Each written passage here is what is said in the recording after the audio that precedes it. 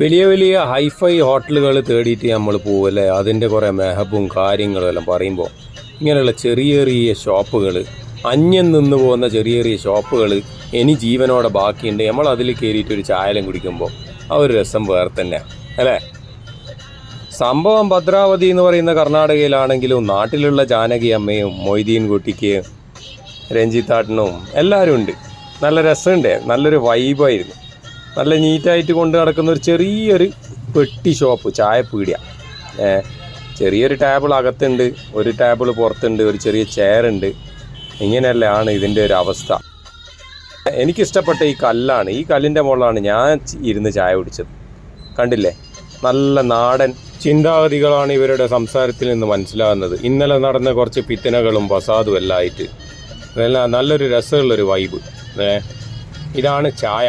ചായ അധികം ഡാർക്കൊന്നുമല്ല, വലിയ കടുപ്പം കൂടിയ ചായ എന്നൊന്നും പറയാൻ കഴിയില്ല, ഒരു മീഡിയത്തിലുള്ളൊരു ചായ.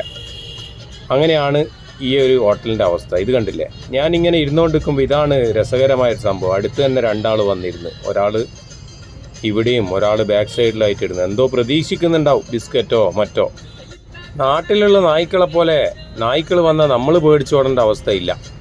വളരെ ഉദിയാർക്കത്തിൽ നിങ്ങൾ ഇരിക്കുന്നിടത്ത് തന്നെ ഇരുന്നോ, ഞാനിവിടെ ഇരുന്നോളാമേ എന്ന് പറഞ്ഞിട്ട് അങ്ങനെ ഒരു ഇരിപ്പ്. ആർക്കും ഒരു അടങ്ങാറും ഇല്ലാതെ അങ്ങനെ ഒരു ഇരുത്തം. മൂപ്പര് നേരെ പോയി അപ്പുറത്തെ ബസ് സ്റ്റോപ്പിൽ പോയിട്ട് അവിടെ സ്ഥാനം പിടിച്ച് എന്തെങ്കിലും പ്രതീക്ഷിക്കുന്നുണ്ടാവാം.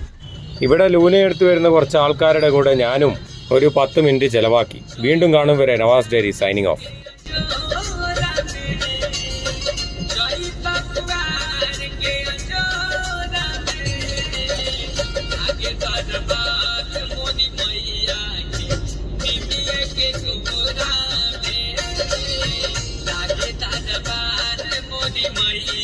ಟ್ರೀಟ್ಮೆಂಟ್ ತಗೊಂಡಲ್ಲ